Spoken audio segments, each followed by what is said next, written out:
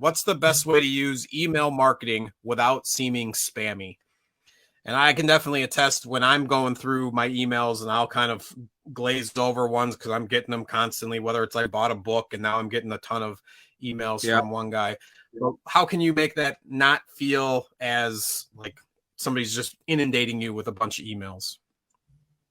I think, the first thing you have to think about is, are you bringing value to the person that's receiving the email? That's the first question I think you should ask, even with any marketing per se.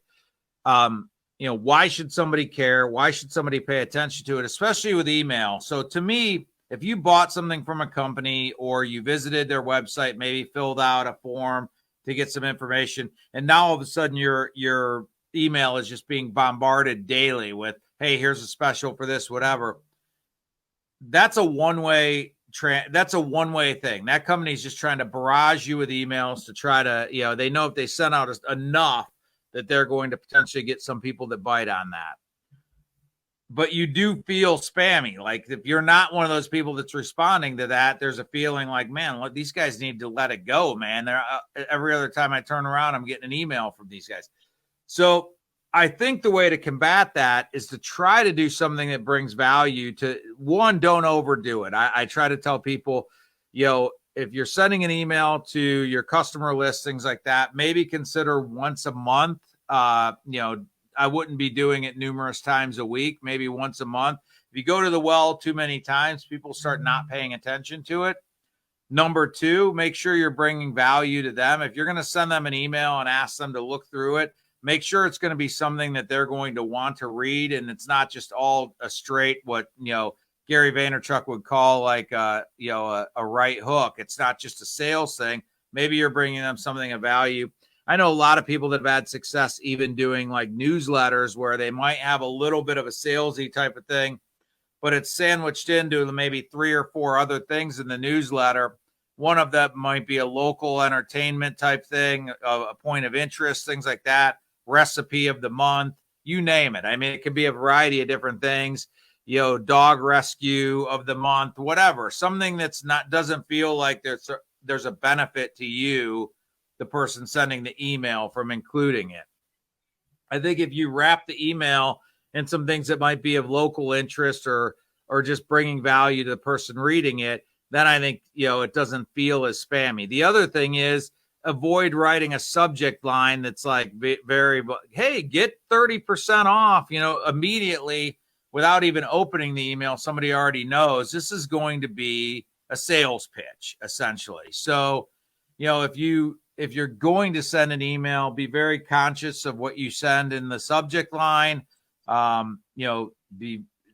to, again, bring people in with the idea that opening this email is going to be something of value to them, and then bring the value. Don't just try to trick them into opening the email and then, throw the right hook, the sales pitch to them. Actually try to bring value to them. And you're going to know whether you are or not. If you're using one of the email programs like Constant Contact or MailChimp, you're going to see how many people open your email. You're going to see how many people click on the different links you have. You're going to see how many people actually unsubscribe. I mean, if you start to see that a lot of people are unsubscribing from your email, that would be an indication that people are starting to feel like it's spam. So I think you've got to really be careful how you use an email list. You obviously don't want a bunch of people unsubscribing, but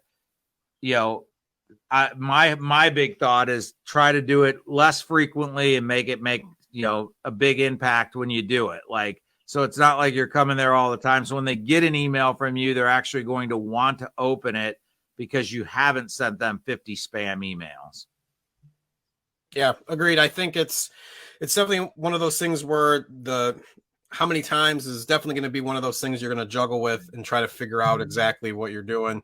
And you can kind of incorporate some of your best social media stuff that you found that like these ones got a reaction. I want to share this. And that's the thing too. It's even if you're doing that might come off as spammy if they're already following on social media and you're going to kind of hit them with the same thing again. So it's trying to be creative. And also, like you said, I think it's think about how you're using the email, whether it is one of those informative, like you said, if you're kind of doing a broad reaching newsletter type of deal, have more local things. If it is something that's much more, you are intending it to be a sales pitch, that's where I might differ from you a little bit. With one of the things I've noticed and got a little bit of response with was make the subject line a little inquisitive. Like you're not just saying this is buy this now. I think one of the guys I saw was like, put your name, your phone number, and like what you are, and then that's in the subject line. So kind of gives curiosity, like who's this person and why are they giving me their contact info? And then they're curious as far as seeing it rather than just ignoring it right off the bat because it's like buy this now instead of 10% off kind of that you hit on there. So be creative in how you're using your subject line as well as making sure that you are bringing value, even if it is in that sales pitch. But in the newsletter, you have to have something, or it's not just about you. It's about the community that you're involved with and kind of the other updates and events that are going on. So that's what I would suggest too. I actually love that. The subject line makes such a big difference in whether people are going to open your email or not. As people are scrolling through, I don't know about you, but it's like, I don't even know the number of emails I get every day, but it is in the hundreds. I mean, it is in the hundreds. So if it even looks to be spam based on the subject line, in most cases, I'm deleting it without ever even taking a look. So anything you can do to gather interest with the subject line, I think gives you a lion's chance that they're going to open up the email and take a look at what's inside.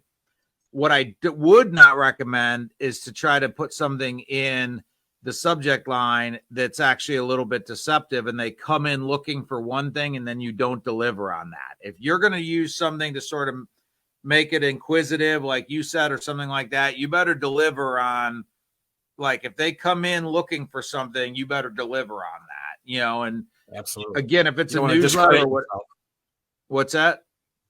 I just said, you don't want to discredit yourself right off the bat. Like, I think that, like you said, if you're teasing them with one thing and then hitting with another, that's and I think put a bad taste in their mouth.